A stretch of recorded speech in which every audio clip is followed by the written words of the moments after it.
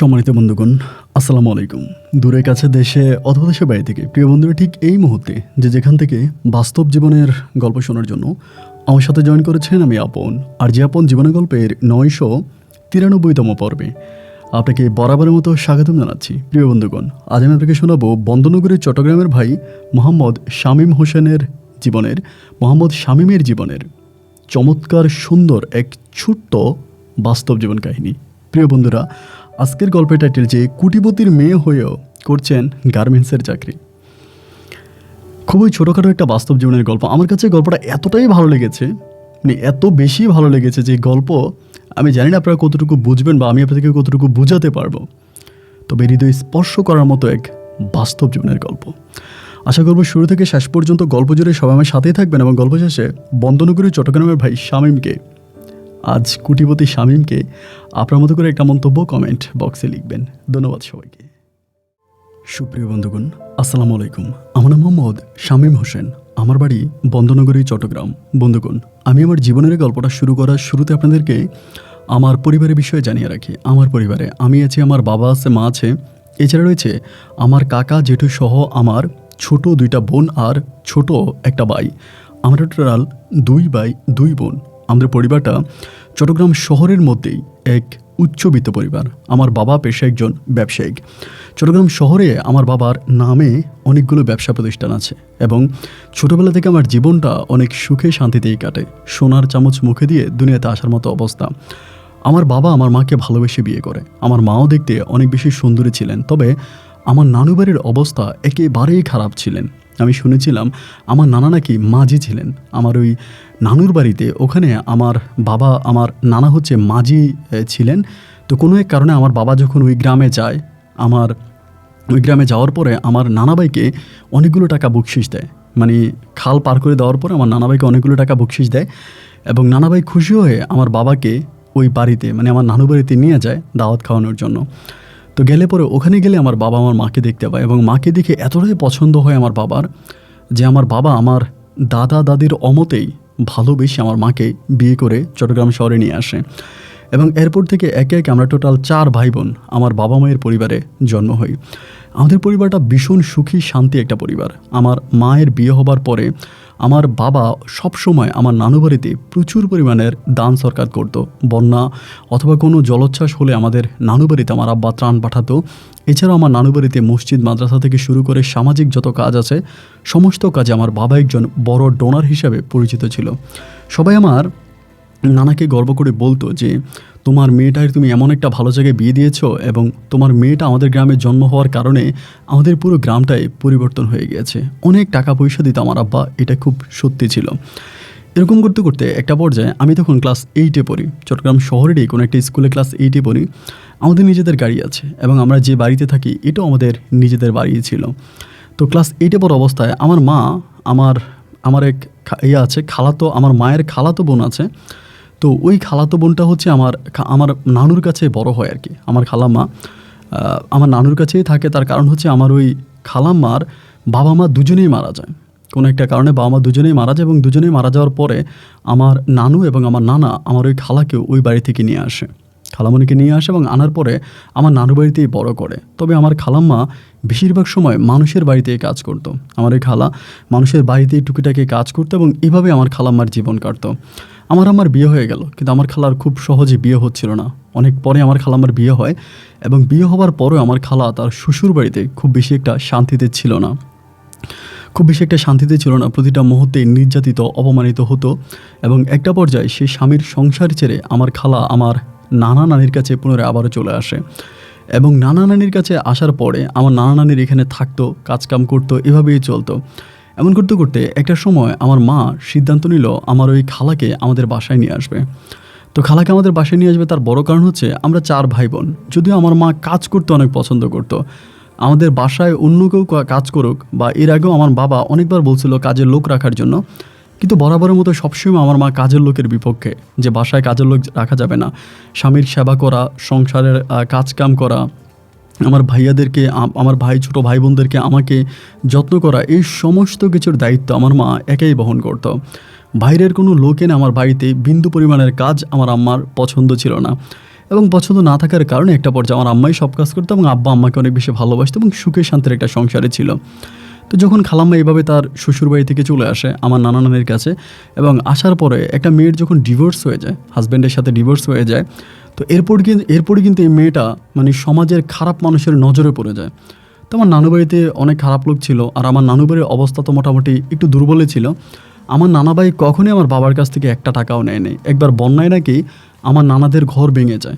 ঘর ভেঙে যাওয়ার পরে আমার আব্বা নানা ভাইকে বলছিল যে আপনি আমি একটা বিল্ডিং উঠাই দিই, আপনি থাকেন। আমার আব্বা বলছে আমার নানা বলছে বিল্ডিং তো দূরের কথা, তুমি আমাকে একবার একটা টিন কিনে দিলেও আমি এটা নিব না, মেয়ের জামাইয়ের কাছ থেকে কোনো কিছু আমি নেব না। এবং আমার বাবার কাছ থেকে বরাবরের মতো আমার নানা কোনো কিছুই নেয় নেই।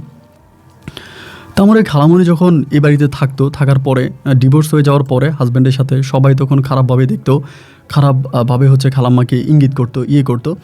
একটা পর্যায়ে আমার মায়ের কাছে আমার নানা ভাই বলল যে এই ঘটনা, আমি তোর নিয়ে খুব বিপদে আছি। নাম ছিল নাজমা, আমরা নাজু করে ডাকতাম, নাজু খালা ডাকতাম। যে ওর তো অনেক সমস্যা, সবাই খারাপ নজর দিতেছে, এলাকার লোকজনে বাজে বাজে কথা উঠেই দিতেছে, কবে যে ও কি হয়ে যায় বলা যায় না। দেখ না চট্টগ্রাম শহরের দিকে নিয়ে ওরে কোনো একটা ভালো কাজ কামে লাগাই দিতে পারিস কিনা, কারণ বাসায় তো অনেক মানুষই কাজ করে, অনেকের বাসায় কাজের লোক লাগে। তা কোথাও একটা ভালো কাজের লোক, ও তো ভালো কাজ করে, কোথাও একটা ভাষায় তুই লাগিয়ে দে। এই কথা আমার আম্মুকে বলার পরে তো নাজু খালা তখন আমাদের বাসায় আসে। আমাদের বাসায় আসার পরে তো আমাদের বাসায় টুকিটাকি কাজ টাজ করতেছে, কিন্তু আম্মার কথা হচ্ছে আম্মা গোটা সংসার চামলাবে। তা আমার যে একেবারে ছোটো বোন ছিল প্রীতি, তা আমার ছোটো বোন মানে খালাম্মার সাথে এত ক্লোজ হয়ে গেছে, মানে আমার ওই খালাম্মার সাথে এতটাই ক্লোজ হয়ে গেছে, আমার ছোটো বোন বলতেছে যে না, খালাম্মা আমাদের বাসায় থাকবে, খালাম্মারে আমরা আমাদের বাসায় রাখবো, খালাম্মারে আমরা অন্য কোথাও যাইতে দিব না, মানে নাজু খালাম্মাকে। তো আমার আম্মা বললো যে না, আমি তো বাসায় কখনোই কাজের লোক রাখি নাই।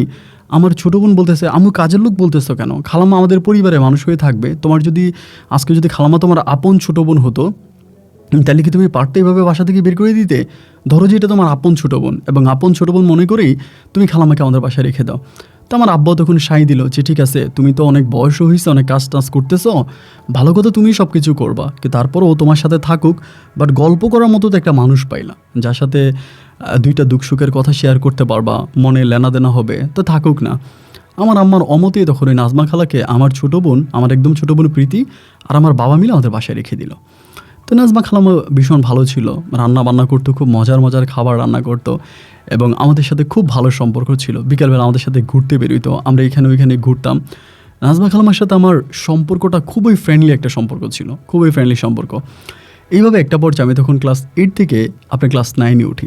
আমি যখন ক্লাস 9-এ উঠি, 9-এ ওঠার পরে আমাদের পরিবারে হঠাৎ করে এক ধরনের একটা সমস্যা দেখা দেয়। সমস্যাটা বলছে আমার আব্বা আমার আম্মাকে কিন্তু অত্যাধিক ভালোবাসতো, মানে এত পরিমাণে ভালোবাসতো, আমার আম্মার ছাড়া আমার আব্বা কিচ্ছু বুঝতো না। বাইরে কোথাও পার্টিতে দাওয়াত হইলে ধরেন আমার আম্মুকে আব্বা নিতে পারে না কোনো কারণে, আমার আব্বা ওখানে এক গ্লাস পানি খেয়ে খাবারটা পার্সেল করে নিয়ে আসবে, বাসায় এসে আমার জন্য মানে আম্মার সাথে একসাথে খাবে, এত পরিমাণ ভালোবাসা আমার আম্মাকে।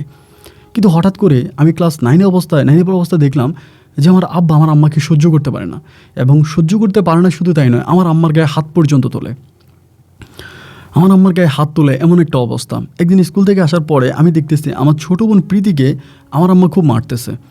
আমার বোনের গায়ে কিন্তু আমার আম্মা কোনোদিনও একটা ফুলের টোকা পড়তে দেয় না। আমার ছোটো বোনকে আমার আম্মা খুব আদর করে, ভালোবাসে। আমার ছোটো বোনটা একদম পুতুলের মতো সুন্দরী, তোর আম্মু খুব আদর করে, আম্মু ওরে আদর করে পুতুল বলেই রাখে।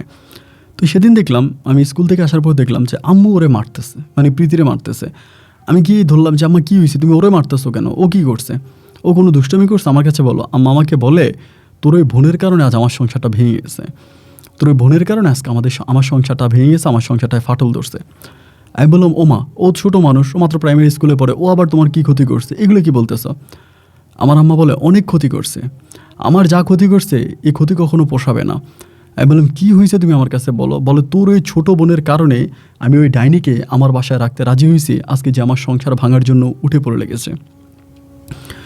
আমি এই প্রথম আমার আম্মার মুখে শুনতে পাই যে আমার যে নাজমা খালা আমাদের বাসায় আছে, নাজু খালা, ওই নাজু খালার সাথে আমার আব্বার একটা অবৈধ সম্পর্ক আছে, এই সর্বপ্রথম আমি জানতে পারি। তবে এটা নাকি নাজু খালা আমাদের বাসায় আসার 1-2 মাস পর থেকে আমার আব্বার সাথে কন্টিনিউয়াসলি হচ্ছে, আজকে প্রায় 1 বছরের মতো। এবং প্রথম দিকে আমার আম্মা খুব বেশি কিছু বলতো না, মানে সহ্য করে নিত, বাট লাস্টের দিকে এরকম হয়েছে যে আমার আম্মার সামনে তারা এক রুমে চলে যায়, আম্মার সাথে অবৈধ সম্পর্ক করে। তো আমার আম্মুর কথা হচ্ছে আমার হাজব্যান্ড আমার সামনে, যারা আমি কাজের মেয়ে হিসেবে আমার বাসায় রাখছি, তার সাথে অবৈধ সম্পর্ক করবে, মানে এটা কেমন কথা? আম্মু একটা সময় প্রতিবাদ করে, এবং ওই প্রতিবাদের সূত্র ধরে আমার আব্বার সাথে আমার আম্মার ঝগড়া লেগে যায়। আব্বু আম্মুকে মারতে যায়, কথায় কথায় আম্মুর গায়ে হাত তোলার জন্য আসে। খুব খারাপ একটা পরিস্থিতির মধ্যে ওই সময় যাচ্ছিল। আম্মু কান্নাকাটি করে এবং ফোন করে নানাভাইকে গালাগালি করে, এবং নানাভাই একটা সময় আসছে যে নাজমাকে নিয়ে যাবে।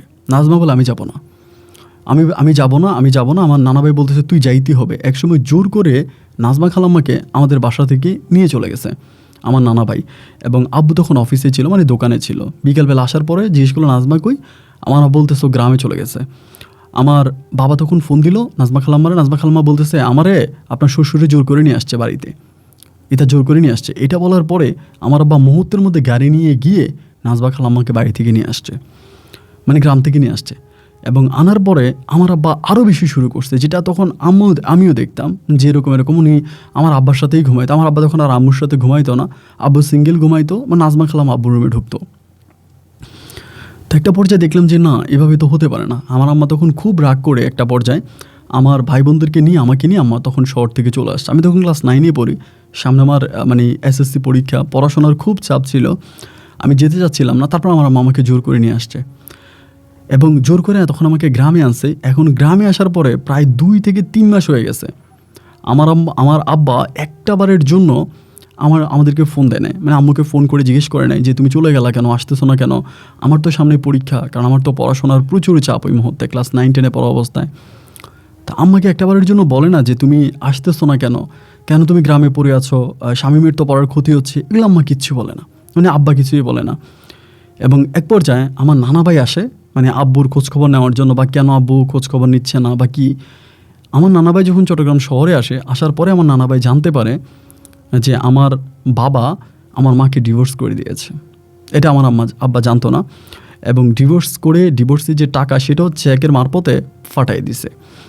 এবং আমার ওই নাজমা খালাম্মাকে আমার আব্বা বিয়ে করে সংসার করতেছে, খুব দিব্যি সংসার করতেছে।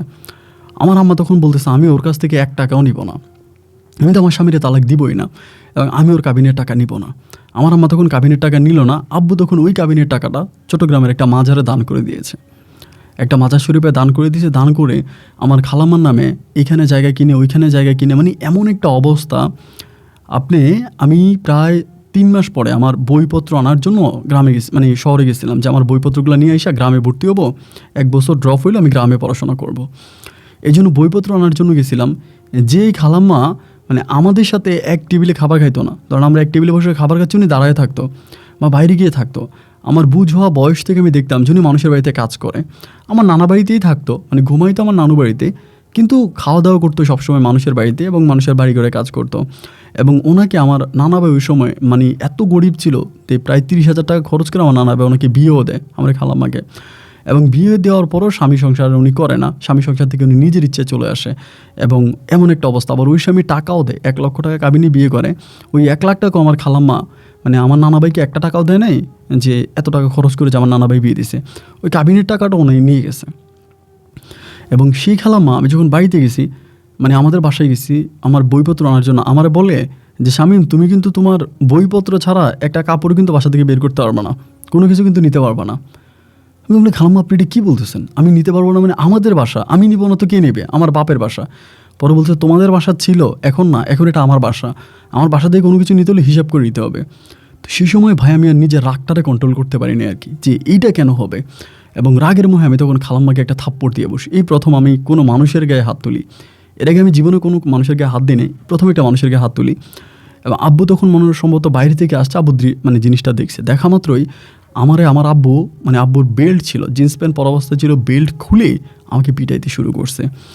মানে কি পরিমাণ পিটাইতে পারে আপনি দেখেন, যে আমাকে মারতে মারতে অজ্ঞান করে ফেলছে। আমার মনে আছে আমি মানে দৌড় দিয়ে পড়ে গেছি, পড়ার মধ্যে আব্বা আমার মারতেছে, কিন্তু আমার খালাম্মা পিছনে দাঁড়ায় আছে, একটাবারের জন্য বলতেছে না যে ওরা মাইরো না বা ধরবে, উনি ধরেও নেই। মায়ের আমার বাবা আমাকে অজ্ঞান করে হসপিটালে ভর্তি করে, এবং হসপিটাল থেকে আমার নানা নানি তখন আমাকে নিয়ে আসে। তো মামলা মোকদ্দমা বা এগুলো করে তো আমার আব্বার সাথে পারবে না, কারণ আমার আব্বা কোটি কোটি টাকার মালিক, সেখানে তো আর কোনো কিছুই করা সম্ভব নয়। আমি তখন মন থেকে মুছে ফেললাম যে আমার বাবা বলতে কোনো শব্দ নাই, মানে আমার যে বাবা আছে আমার ওই বাবার সাথে আমি থাকবো না। এরপর আমি টোটালি চেঞ্জ হয়ে গেলাম, এবং চেঞ্জ হয়ে যাওয়ার পরে আস্তে আস্তে আমি আমার পড়াশোনাও বন্ধ করে দিলাম, কারণ আমার নানু বাড়িতে থেকে পড়াশোনা করা আমার নানা নানির পক্ষে বুড়ো বয়সে আমাকে টাকা পয়সা দিয়ে পড়াশোনা করানো তাদের অবস্থায় মানে তাদের পক্ষে সম্ভব না। আর ছোটো তো অলরেডি 2টা ভাই আর 2টা বোন আছে, এদেরও তো পড়াশোনার খরচ লাগে, মানে কয়জনে পড়াশোনা করবে, এই জন্য আমি পড়াশোনা বন্ধ করে কাজে যোগ দিলাম। এবং আমার বোনরা তখন হচ্ছে ওইখানে চাকরি বাকরি মানে আপনার পড়াশোনা করতো, ছোটো দুটো বোনের ভাইরা পড়াশোনা করতো নানু বাড়িতে। এভাবে দীর্ঘ 2 বছর কেটে গেল। 2 বছর পরে আমার মা তখন মানে একটা মানে এই 2টা বছর কিন্তু আম্মু কোনো ঝামেলা করে নাই, কিছুই করে নাই। 2 বছর পরে আমার আম্মু তখন আমাদের এলাকার আমার নানু বাড়ির এক লয়ারের মাধ্যমে আমার আব্বার নামে একটা মামলা করে। এই প্রথম একটা মামলা করে, যদি আমার আব্বা ডিভোর্স দিয়ে দেয়, বাট ওই লয়ার কীভাবে কী ইস্যু বের করে আমার আব্বার নামে মামলা করে দেয়। এবং মামলা করে দেওয়ার পরে আমার আব্বা তখন কী করে, এই মামলাটা খাওয়ার পরে আব্বা তার যত ব্যবসা প্রতিষ্ঠান ছিল বাংলাদেশে সব বিক্রি করে ফেলে। ইভেন মানে আমার খালাম্মা এমন বুদ্ধি দেয় যে এগুলো থাকলে তো আগে পরে আমরা বাবার সন্তান না, আমরা তো এগুলোতে দাবি করব, আমার আব্বার সন্তান আমি, আমার আব্বার প্রপার্টি তো আমার প্রপার্টি, তো এগুলোতে আমরা দাবি করব। এই মর্মে যখন মামলা করে, আমার মা যখন মামলা করে, আমার খালাম্মা তখন আমার আব্বারে দিয়া টোটালি জায়গা সম্পত্তিগুলো সব বিক্রি করে ফেলে। মানে যত জায়গা সম্পত্তিগুলো সব বিক্রি করে আমার খালাম্মাকে নিয়ে আমার আব্বা তখন কানাডায় চলে যায়। আমার আব্বা কানাডায় চলে যায়, আমরা যে বাড়িতে জন্মগ্রহণ করছি, যে বাড়ি বড় হয়েছি, ওই বাড়িটা বিক্রি করে দেয়। আব্বার অনেকগুলো ব্যবসা প্রতিষ্ঠান ছিল, সব বিক্রি করে দেয় এবং টোটালি পুঁজিটা নিয়ে আমার বাবা তখন কানাডা পাড়ি জমায়। খালাম্মাকে নিয়ে তখন কানাডায় চলে যায়। তখন আমরা এতটাই অবস্থা আমাদের খারাপ হয়ে যায়, আমি আসলে কি বলবো, আমার যেই বোনেরা মানে ধরেন আপনার খাবার মানে এত পরিমাণের খাবার খাইতো, মানে একটু এক্সপেন্সিভ খাবার খাইতো, গাড়ি ছাড়া বাসা থেকে বের হইতো না, 24 ঘন্টা বাসার মধ্যে এসি চলতো। আমার সেই বোনগুলা মানে রোদে পুড়ে কালো হয়ে যাচ্ছে, বৃষ্টি আসলেই ধরেন ঘরের মধ্যে বৃষ্টি পড়তেছে, মানে এমন একটা অবস্থা হয়ে গেছে যে আমি আর এটা নিতে পারতেছিলাম না। তো খুব কম বয়সে আমি তখন কী করলাম, মানে চট্টগ্রামে চলে আসি একটা কাজের সন্ধানে, যে একটা ভালো কাজ করতে হবে, অন্তত আমার ভাই বোনগুলোর আমি শহরে নিয়ে আসবো। একটা গ্রামের সাথে কোনোভাবেই তারা খাপ খাওয়াইতে পারতেছে না, চলতে পারতেছে না। আমার ছোটো বোন যে প্রীতি, ও একদম অসুস্থ হয়ে গেছে, মানে খুব বেশি অসুস্থ হয়ে গেছে, যে ওর মরে যাওয়ার মতো অবস্থা, এমন একটা অবস্থা। আম্মুও কান্নাকাটি করতেছে যে এভাবে তো হতে পারে না, এগুলো মারা যাবে। পরে আমি চট্টগ্রাম শহরে আসলাম, আসার পরে তো মানে পড়াশোনা তো ক্লাস 8 পর্যন্তই, 9 পর্যন্ত, তো চাকরি কোথায় পাবো। এরপরে এদিক সেদিক ঘুরেফেরা করে পরে একটা চাকরি পাইলাম, একটা মানে আপনার আপনার একটা হচ্ছে গিয়া বেসরকারি কোম্পানিতে চাকরি পেয়েছি। তো চাকরিতে ঢুকলাম, তখনকার বেতন হচ্ছে আপনার 6,000 টাকা। এর ভিতরে আবার কোম্পানি থাকার জায়গা দিত, বাট খাওয়াটা নিজের ছিল। তো 6,000 টাকা বেতন পাইতাম, 3,000 টাকা 2,000 টাকায় তো খাওয়াই চলে যেত। তা বাকি যে টাকা থাকতো ওই টাকা দিয়ে আসলে ওভাবে চলাফেরা হইতো না বা চলতে পারতাম না। পরে এক লোকে আমারে বললো যে উনি গার্মেন্টসের অপারেটর, মানে গার্মেন্টসে মেশিন চালায়, অপারেটর। তিনি আমারে বললো যে একটা কাজ করো, গার্মেন্টস লাইনে চলে আসো, আমি তোমার কাজ শিখাবো। আমি তো অপারেটর, আমার আন্ডারে রাখা তোমার হেল্পার বানায় কাজ শিখাবো, কাজ শিখে আমি তোমার অপারেটর বানাই দিব।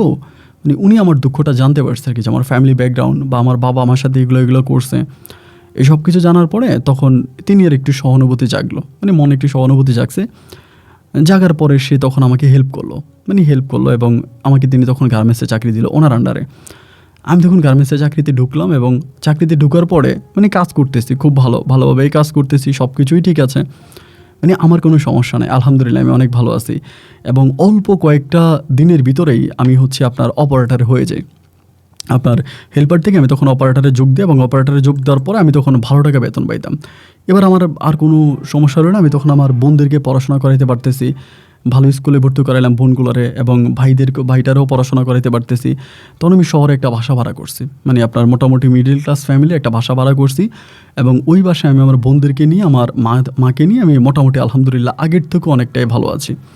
আবার নানা এদিক দিয়ে অনেক অসুস্থ ছিল, নানারও চিকিৎসা করলাম, নানার চিকিৎসায় অনেক টাকা পয়সা গেছে, এটাও সম্পূর্ণ আমি করছি। যদিও আমার মামারা ছিল, আমার 2জন মামা আছে, তারাও এরকম মানে নানা ভাইয়ের সাথে সম্পর্ক ভালো না, মানে নানা ভাইয়ের সাথে সম্পর্ক ভালো না বলতে বিয়ে করে বউয়ের তালেই চলে আর কি, নানা ভাইরে খুব বেশি একটা টাকা পয়সা দেয় না।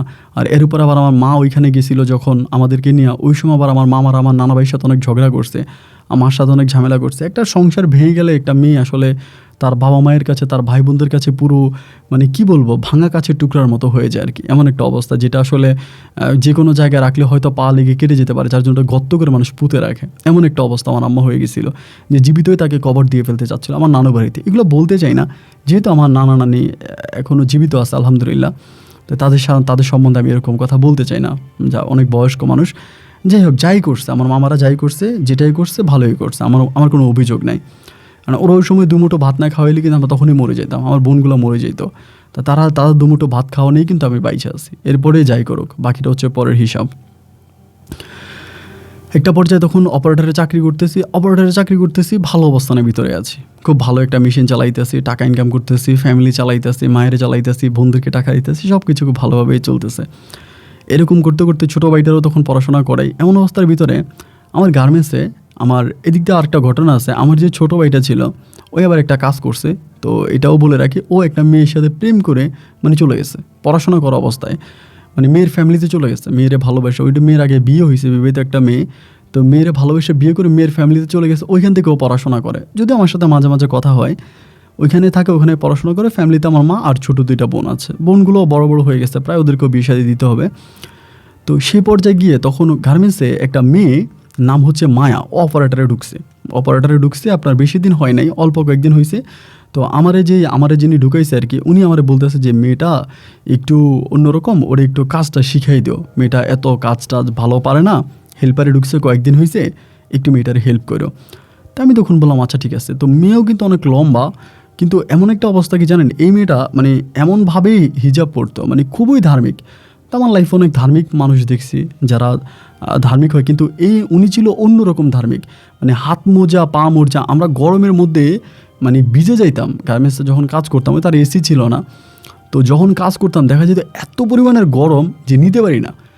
ওই গরমের মধ্যে উনি কখনোই, ওনার চোখ ছাড়া আমরা কোনো কিছুই দেখি নাই, হাত মোজা, পা মোজা পরে তখন উনি আমার হেল্পার হিসেবে ছিল। পরে এমন করতে করতে আমি যেহেতু আমার একজন মানুষ সহযোগিতা করে আমাকে অপারেটর বানাইছে, পরে আমিও চিন্তা করলাম যে আমি ওনারে দেখি কোনো কিছু করতে পারি কিনা, বা আমার তরফ থেকে যদি একটা মানুষ একটু ভালো অবস্থানে যেতে পারে, একটু ডেভেলপ হতে পারে, তো এটা তো আমার জন্যই ভালো। এটা চিন্তা করে আমি তখন ওনারা হেল্প করতেছি যে আপনি কাজ করেন, সমস্যা নাই, আপনি এইভাবে করেন, ওভাবে করেন, আমি আমার তরফ থেকে যেভাবে পারতেছি সহযোগিতা করে ওনারা কাজ করাইতেছি।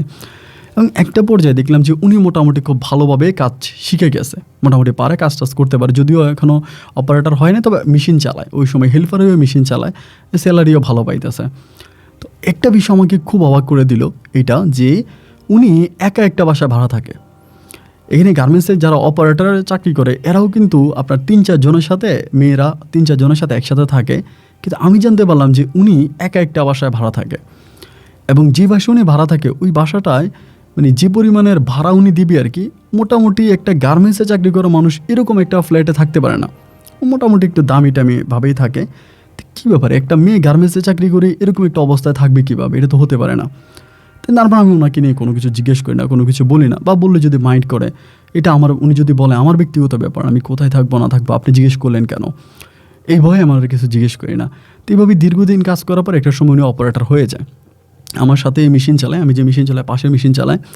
তো এই গরমের মধ্যে একদিন আমি বলতেছি যে ওনার নাম মায়া আপা, এত গরম পড়তেছে, আপনার অবস্থা এতটাই খারাপ, আপনি হাত মোজা, পা মোজা এমন করে লাগাইছেন, তাই তো গরমের ভিতরে এগুলো লাগানো দরকার কি, আপনার তো ভিতরে মনে হয় সব পুড়ে যাচ্ছে, এগুলো খোলেন, আপনার হাত মোজা, পা মোজা খুলে কাজ করেন, রিল্যাক্সে কাজ করেন, আপনার তো কাজ করতেও সমস্যা হচ্ছে, তাই না?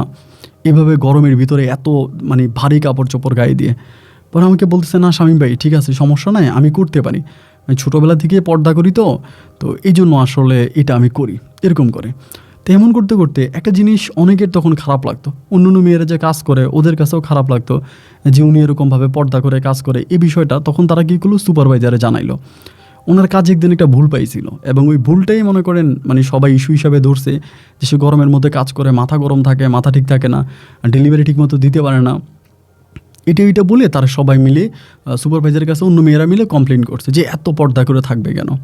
তাই সুপারভাইজার তখন তারা বললো যে দেখেন, আপনি এত পর্দা করার প্রয়োজন না, আপনি কোনো মাদ্রাসায় আসেন নাই, বা আপনি কোনো মাহফিলে আসেন না যে এত পর্দা করতে হবে, আপনি কালকে থেকে বোরকা পরেন, কিন্তু আপনার হাত মোজা, পা মোজা এগুলো খুলে আসবেন, এবং মুখ যাতে আপনার চিনা যায়, আপনি কে কাজ করেন না করেন তাও তো জানেন, আপনি দেখিও না কখনো, তাই নাহলে আপনি আমাদের গার্মেন্টস থেকে চলে যান, সমস্যা নাই। সুপারভাইজার এটা বলে দেয়। তো আমি এটা বলাতে আমি দেখলাম যে উনি খুব মন খারাপ করছে, অনেকটা মন খারাপ করছে, একটু কান্নাকাটি করার মতো অবস্থা। পরে আমি সুপারভাইজারে বললাম যে স্যার, এটা কি ঠিক হইলো? পরে আমার বলে, শামীম ভাই আপনি কথা বললেন না, এত পর্দাশীল মহিলা আমাদের দরকার নেই, এত পর্দা করলে উনি কাজ করতে আসছে কেন, কাজ করতে হবে না, এত পর্দা করে কিসের কাজ। সুপারভাইজারটা এভাবে বকা টকা দিল। উনি এরপরের দিন বোরকা ছাড়া আসছে, তো এরকম ওড়না পরে আসছে। আমি আসলে বোরকার ভিতরে ওনাকে যেমনটা মনে করছিলাম যে উনি খুবই সুন্দরী হবে বা অনেক সুন্দর চেহারা হবে, এরকমটা মনে করছিলাম, কিন্তু আদৌ উনি কিন্তু অতটা সুন্দর না। মানে মানে অত বেশি সুন্দর না, মানে কেমন যেন একটু চেহারার ভিতরে একটু স্কেপ দাগ টাগ এরকম অনেক কিছুই আছে, মানে এক কথায় যেটা আমার ভালো লাগে না আর কি। তারপরেও কাজ করে, সবসময় আমাদের সাথে কাজ করে, কথাবার্তা বলে, আমাদের সাথে ওনার ভালো একটা সম্পর্ক হয়, তৈরি হয়, বিশেষ করে আমার সাথে। যাই হোক, উনি মানে একটা মানুষ কাজ করে এবং আমার বয়স আমার থেকে একটু সিনিয়র হবে, এরকম একটা অবস্থা। তো এইভাবে কাজ করতেছে সব কিছু মিলে উনি কাজ করতেছে। হঠাৎ করে কিছুদিন পরে, আপনার অল্প কয়েকদিন পরে, উনি এখানে চাকরি করবে না। হঠাৎ করে বলতেছে আমি এখানে চাকরি করব না। পরে আমি বললাম আর কি, বিশেষ করে যে আপনি করবেন না কেন, আপনি কাজ করেন। বলে না, আমি এখানে আর কাজ করবো না, আমার ভালো লাগে না, এখানের যে যারা ম্যানেজমেন্ট আছে এদের কথাবার্তা আমার ভালো লাগে না, আমি করবো না। উনি যখন চাকরিটা ছেড়ে দিয়ে অন্য কোনো একটা গার্মেন্টসে চলে যায় আর কি। তা আমার সাথে ওনার আর কোনো যোগাযোগ হয় না বা কথাবার্তা হয় না। দীর্ঘ প্রায় আপনার 3 মাস পরে একদিন হঠাৎ করে ওনার সাথে আমার অনিচ্ছাকৃতভাবে রাস্তায় দেখা হয়ে যায়। বলতে আমি ফল কিনতেছিলাম একটা দোকানে, তো উনিও ওই দোকান থেকে ফল কিনতেছে। ফল কেনার সময় হঠাৎ করে দেখে ফেললাম, কিন্তু অবাক করা বিষয় হচ্ছে আমি এখন যারা দেখতেছি খুবই সুন্দর চেহারা, এত যে সুন্দর চেহারা বলার মতো না। বাট গার্মেন্টসে তো আমি ওনারা দেখছি অন্যরকম, আমি চিনতে আমার কষ্ট হচ্ছে। তারপরও আমি মায়া বলে ডাক দিছি, উনি ফিরে তাকাইছে। তো ফিরে তাকান আমি শিউর হয়েছি। আমি বললাম যে আরে আপনি কেমন আছেন? পরে প্রথমে আমার কাছে বলতে চায় না যে উনি সেটা। আর আমি বললাম যে দেখেন, আপনি আমার সাথে এরকম লুকোচুরি করেন না, বাট আপনি কী ক্রিম ব্যবহার করছেন যে অল্প কয়েকদিনে তোরা সাদা হয়ে গেছেন, ঘটনা কি? পরে হাসতেছে, বলো আচ্ছা তেমন আপনার ফোন নাম্বারটা দিয়ে যান, আমাদের একসাথে কাজ করছি, একটা ভালো সম্পর্ক হয়েছে। আচ্ছা ঠিক আছে, ফোন নাম্বার নিয়ে, তো ফোন নাম্বারটা আমার দিল, উনি চলে গেছে। এখন চলে যাওয়ার পরে মাঝে মাঝে আমি ওনারে কল দিতাম, কথা বলতাম। তো উনি যে কথা বলার মাঝে মাঝে না খুব একদম ইংলিশ বলতো, যে খুব স্পষ্ট, খুব সুন্দর ইংলিশ, অনেক সময় ইংলিশ বেরিয়ে যেত। তো আমার কাছে কেন জানি মনে হয় যে উনি মনে হয় শিক্ষিত, এটা মনে হইতো, যে মনে হয় মানুষটা অনেক শিক্ষিত, এইটাই মনে হইতো আমার কাছে। তো এমন করে কথা বলতেছে, মোটামুটি একটা ভালো সম্পর্ক ওনার সাথে আমার তৈরি হলো। তো আমি একদিন বললাম যে আপনি আমাদের গার্মেন্টসে যখন চাকরি করছেন, ফোনে কথা বলতে বলতে রাতের বেলায়, যে আপনি যখন আমাদের গার্মেন্টসে চাকরি করছেন, আপনি দেখতে তো একদম কালো ছিলেন, এবং আপনার চেহারা কেমন যেন একটু পচা ছিল, বাট এখন তো আপনি অনেক সুন্দর হয়ে গেছেন, এটা কীভাবে সম্ভব? আপনি এভাবেই সুন্দর কীভাবে হইলেন? বিষয়টা তো বুঝতেছি না। আমার একটা ছোটো বোন আছে, সে তো একদম কালো, তার বিয়ে শাদী হয় না। এখন আপনি কোন ক্রিম ব্যবহার করছেন, কোনটা ব্যবহার করে আপনি এতটা সুন্দর হয়েছেন, আমার একটু বলেন। আমি আমার বোনরে বলি, তাহলে অন্তত ও যদি সুন্দর হয় বিয়েটা দিতে পারবো। তো এটা বলার পর উনি তখন হাসতে আমার বলতেছে, আপনি অনেক দুষ্ট কথাবার্তা বলেন না, আসলে আমি কোনো ক্রিম ব্যবহার করি নাই, এরকম কিছুই না, আল্লাহ আমাকে সুন্দর বানাইছে, অতটুকুই। আমার কাছে ভাই সত্যি কথা বলে না বলার পরে একদিন হঠাৎ করে আমার ভিতরে কেন যেন ওনাকে নিয়ে অনেক কিউরিসিটি, উনি আসলে কি কেন আমার ভিতরেই প্রশ্নগুলো জাগতো, সবসময় জাগতো। তো একদিন আমি বললাম যে আমি আপনার বাসায় দাওয়াত খেতে যাব, এমনি বলতেছি। পরে আমারে বলে, আমি আপনাকে দাওয়াত দিলেই তো আপনি আসবেন? আমি বললাম প্লিজ, আপনি অনেক দামি বাসায় থাকেন, আমরা তো গরিব মানুষ, অত দামি বাসায় থাকতে পারি না। পরে বলে, ভাই আমি তো বাসা চেঞ্জ করে ফেলছি।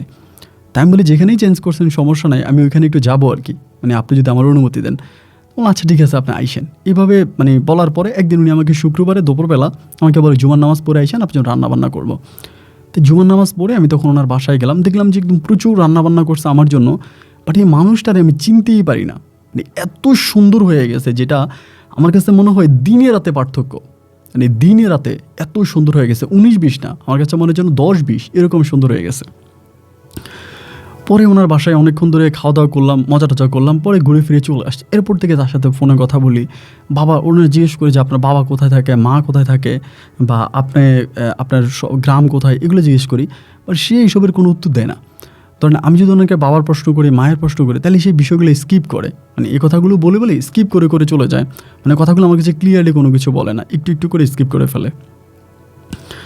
তো চিন্তা করলাম, যাই হোক, উনি যেহেতু নিজ থেকেই কথা স্কিপ করে, আমাকে বলতে চায় না, তাইলে আমার আর এটা প্রয়োজন নাই, ঠিক আছে, আমি যেভাবে আছি ওভাবেই থাকি।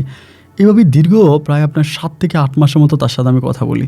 এবং ওই 7-8 মাস আমার পারিবারিক একটা সমস্যা দেখা দেয়। আমার আম্মা একটু অসুস্থ হয়ে যায়, এবং আম্মুর চিকিৎসার জন্য আমার মোটামুটি অনেক টাকা লাগে, অনেক বেশি টাকা লাগে। তো সেই টাকাটা আমি আসলে নিজের কাছ থেকেই ম্যানেজ করি আর কি। আমার কাছে জমানো কিছু টাকা ছিল, মোটামুটি প্রায় সব শেষ। এখন এমন একটা অবস্থা যে প্রতি মাসে ঋণ করতে হয়, এবং একটা পর্যায়ে আমি ওই মায়ের কাছ থেকেও টাকা ধার করি।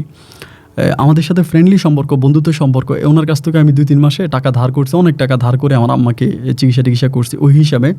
তো এইভাবে 1 দিন 2 দিন 3 দিন 4 দিন কথা বলতে একটা পর্যায়ে তার প্রতি আমার একটা ভালো লাগা কাজ করে। মানে একটু ভালো লাগা কাজ করে। এবং ভালো লাগা কাজ করার পর আমি তার একদিন বললাম যে, আপনি যদি একদিন আমার সাথে আমাদের গ্রামে যাইতেন, আমার আম্মুকে আপনাকে একটু দেখাইতাম। আমার আম্মা তখন আবার গ্রামে চলে গেছিলো, আমার 2 বোন নিয়ে গ্রামে চলে গেছে। কারণ ওই সময় আম্মু অসুস্থ ছিল, অসুস্থ থাকার পরে যে গ্রামে গেছে আর শহরে আসে নাই। তো আমার 2 বোন ওই সময় আর পড়াশোনা করে না, ওরাও আম্মুর সাথেই থাকে। পরে আমারে বলে, কেন আপনার আম্মুকে দেখতে যাবো কেন? আমি বলি চলেন। ওরকম করে একদিন আমি আমার নানু বাড়িতে ওনারে নিয়ে যাই। তো নানু বাড়িতে নিলে পরে আমার আম্মু তখন ওনার সাথে কথায় কথায় আমাদের ওই পুরনো যে কথাগুলো আছে আর কি, আমাদের ফ্যামিলি ব্যাকগ্রাউন্ডের যে কথা, আমার বাবা যে এগুলো করছে, এগুলো সব কিছু ওনার কাছে বলে দেয়, মায়ের কাছে বলে। বলার পরে তিনি আমাকে তখন জিজ্ঞেস করে যে, শামীম ভাই এই কথাগুলো কি সত্য? আপনার আম্মা আমাকে এগুলো বলছে। আমি বললাম হ্যাঁ, এই কথাগুলো সবই সত্য। আমার বাবা ছিল, আমাদের ওখানে বাড়ি ছিল। পরে আমি একদিন ওনাকে নিয়েই দেখাইছি যে আমাদের যে দোকান ছিল, ব্যবসা প্রতিষ্ঠান ছিল, ইভেন আমাদের বাড়ি ছিল, সব কিছু ওনাকে ঘুরে দেখাইছি। যেটা আমাদের বাড়ি, এটা আমাদের ব্যবসা প্রতিষ্ঠান, আমার আব্বা এখানে কাজ করতো, এই সব কিছু ওনাকে দেখাই। তো এখন তো আর কোনো কিছুই নেই, তো সবই তো এখন মানে আপনার ধুলিসাৎ হয়ে গেছে, এখন তো আর কোনো কিছুই নেই। তো আমার আব্বা এখন কানাডাতে আছে। তো আমার বলে, আপনার আব্বার সাথে আপনার যোগাযোগ হয়, কথাবার্তা? না, ওদের সাথে কোনো কথাবার্তা নাই, কোনো যোগাযোগ নাই, অনেক বছর হয়ে গেছে। আব্বু বেঁচে আছে কি মরে গেছে সেটাও জানি না। তো আমি বলে, খালাম্মা? আমি বলি না, খালাম্মার সাথে কোনো যোগাযোগ নাই, তিনিও সব কিছু ছেড়ে আব্বুর সাথে কানাডায় আছে, ওনার মতোই আছে। আলহামদুলিল্লাহ, যাই হোক, এভাবে ওনার সাথে কথাবার্তা বলতেছি, ওর সাথে কথাবার্তা বলতেছি, এমন করে মানে ইচ্ছাই হোক বা অনিচ্ছাই হোক, এভাবে কথাবার্তা বলতে বলতে দুজনের মাঝে একটা সম্পর্ক তৈরি হয়ে যায়। এবং এই সম্পর্কটার নাম, যেটা আমি বলবো যে ভালোবাসার সম্পর্ক। এবং তাও আরও প্রায় 1 বছর মতো ওনার সাথে আমি রিলেশনে থাকি। 1 বছর আমি ওনাকে অত্যাধিক ভালোবাসি এবং সেও আমাকে খুব ভালোবাসে। দুজনের মাঝে অনেক গভীর একটা সম্পর্কে লিপ্ত হয়ে ভালোবাসি।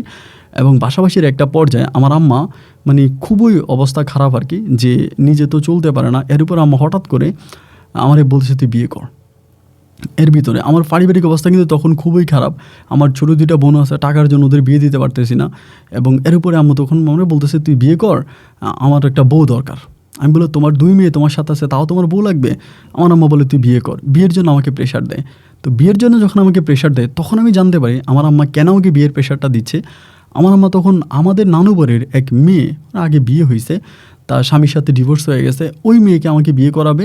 এবং মেয়ের পারিবারিক অবস্থা ভালো, মেয়ের কাছ থেকে শুনি যৌতুক নেবে। মেয়েও দেখতে সুন্দর না, একদম কালো। তো ওই মেয়ের কাছ থেকে যৌতুক নেবে, যৌতুক নিয়ে আমার আম্মা আমার 2 বোনের বিয়ে দিবে। মানে আম্মার এটা একটা প্ল্যানিং যে আমার 2 বোনের বিয়ে দিবে ওইখান থেকে যৌতুকের টাকা নিয়ে।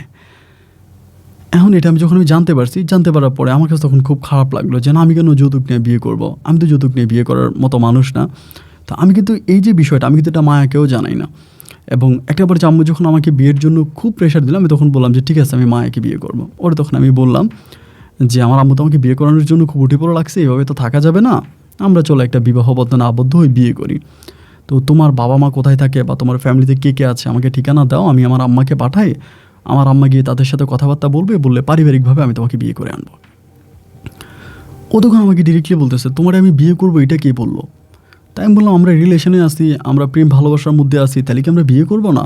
ও বলে, না, বিয়ে তো করবো না, আমি কখনো বিয়ে করবো না আমার লাইফে। তা আমি বললাম যে এটা তুমি কী ধরনের কথা বললে যে তুমি বিয়ে করবে না, এটা কেন? আমি বললাম, আমার এমনিতেই বিয়ে করতে ইচ্ছে হচ্ছে না, আমি কখনো বিয়ে করবো না, বাট আমি তোমার সাথে এমনি থাকতে পারি ফ্রেন্ডলি, বা তুমি যদি মনে করো প্রেমিকা হিসেবে রাখবা তা প্রেমিকা হিসেবে রাখো, যদি মনে করো ফ্রেন্ড হিসেবে রাখবা ফ্রেন্ড হিসেবে রাখো, বাট আমি কখনো বিয়ে করবো না। এখন তোমার মা যদি তোমার অন্য কোথাও বিয়ে ঠিক করে, তো বেটার তুমি ওখানে বিয়ে করে ফেলো, তুমি আমার জন্য তোমার জীবনটা নষ্ট করো না। আর আরেকটা বিষয় হচ্ছে, আমি তোমার বয়সের অনেক সিনিয়র হব, এটা কি তুমি বুঝতেছ? তা না, আমি বললাম যে এটা তো সত্যি যে তুমি আমার বয়সে অনেক সিনিয়র হবা, কিন্তু এখানে সিনিয়র জুনিয়রের বিষয়টা তো না। বিষয়টা হচ্ছে আমি তোমাকে পছন্দ করি, আমি তোমাকে ভালোবাসি, দেন আমি তোমাকে বিয়ে করতে চাই। এখানে কে সিনিয়র কে জুনিয়র ওইসব বিষয় নিয়ে তো আমি কথা বলতে চাই না। আমাকে বলে যে না, আমি কখনই বিয়ে করব না, এবং বিয়ে করার মতো কোনো মন মানসিকতা আমার নাই, এখন আমি বিয়ে করবো না, তুমি প্লিজ আমাকে বিয়ের প্রেশার দিও না। এই কথা বলে যখনই আমি তাকে বিয়ে করতে যাচ্ছিলাম, সে তখনই আমার কাছ থেকে একটু দূরে সরে গেল, মানে আমার কাছ থেকে একটি স্পেস নিয়ে নিল।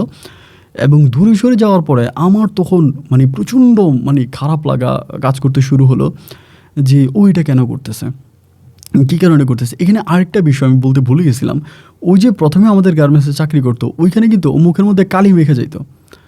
এটা আমাকে পরে বলছে যে দেখো, আমি আগ থেকেই সুন্দর ছিলাম, তোমার কাছে আমাকে তখন সুন্দর মনেছে তা না, আমি গার্মেন্টসে যাওয়ার সময় মানে আমি একটা মানে অন্যরকম মেকআপ নিতাম, যেটা আমাকে কালি দেখাবে, বিশ্রী দেখাবে, এই ধরনের মেকআপ নিয়ে আমি গার্মেন্টসে যাইতাম, যাতে কোনো ছেলের নজর আমি না পড়ি। তো আমি বললাম, এখন তুমি হঠাৎ করে এরপরে গার্মেন্টসে যখন কাজ করো, ওটাতে তুমি কেন? ও বলো, এখানে কোনো সমস্যা নাই, বাট তোমাদের ওই গার্মেন্টসটাতে সমস্যা ছিল, অনেক মানুষ আমাকে টার্গেট করছে, এই জন্য আমি তো দেখতে লম্বা টম্বা ছিলাম, এই জন্য অনেক টার্গেট করছে, যার জন্য আমি কালি মেখে যাইতাম। এখন যে গার্মেন্টসে চাকরি করি এটা তো কোনো সমস্যা নেই। পরে আমি বলতেছি আচ্ছা যাই হোক, কিন্তু তার প্রতিটা বিষয়, তার প্রতিটা কথায় আমার কাছে কেমন জানি সন্দেহ লাগে যে না এর মাঝে মনে হয় আরেকটা কথা আছে। ও আমাকে একটা কথা বলে আমার কাছে মনে হচ্ছে না এটার ভিতরে মনে হয় আরেকটা কথা লুকিয়ে আছে, বাট সত্যিটা আমি ওর মুখ থেকে কখনোই বের করতে পারতাম না। এরকম করতে করতে কথাবার্তা বলতে বলতে সব কিছু হতে হতে সে তখন আমি বিয়ের প্রস্তাব দিলাম, আমার কাছ থেকে সে দূরে সরে গেছে। আমার ফোন রিসিভ করে না, আমার সাথে কথা বলে না, কেমন জানি একটা আমার সাথে স্কিপ তৈরি করে ফেলছে। তা একদিন আমি তার বাসায় গেলাম, বাসায় যাওয়ার পর সে বাসায় গেট খুলতেছে না। আমার বলে আমি তোর সাথে ফোনেই কথা বলবো, যদি আসতে ওই দিনে এসো, রাতে এসো না।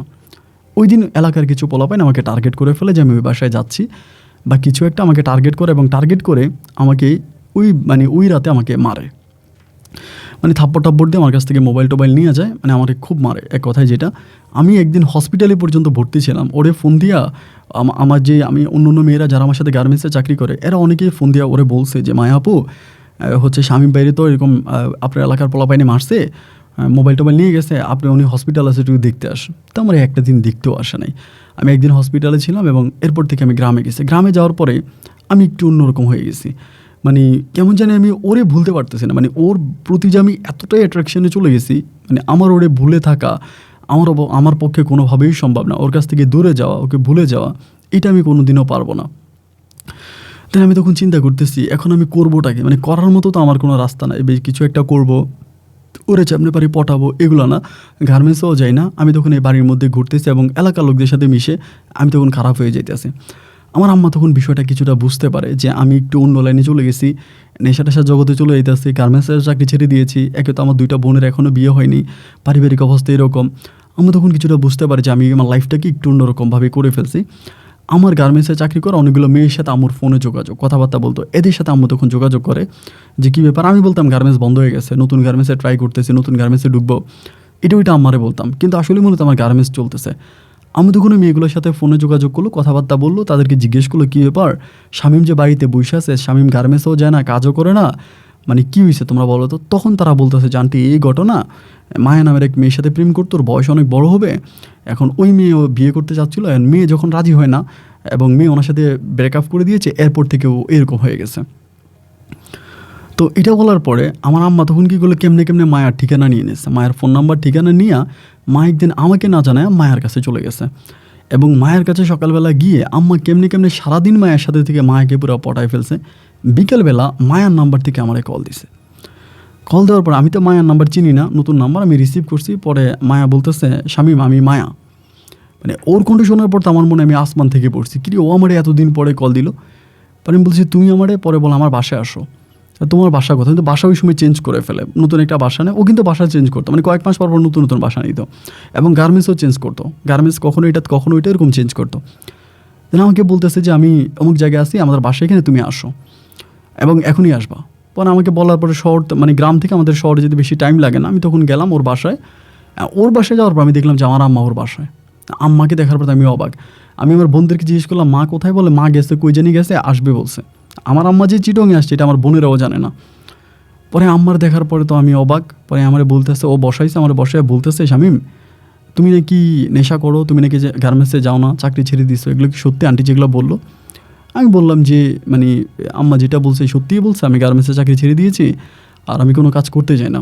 আমাকে বলে কেন, কাজ না করলে তোমার 2টা বোনের বিয়ে হয় নাই, 2টা বোন তোমার আম্মার উপরে, এবং তুমি তোমার আম্মা কীভাবে চলবা, কীভাবে খাবা, তোমার তো বাবা নাই, এখন কিভাবে কি হবে, তোমার নানা নানি তারাও তো অনেক অসুস্থ, তাদেরও তো চিকিৎসার প্রয়োজন, কীভাবে কী করবা।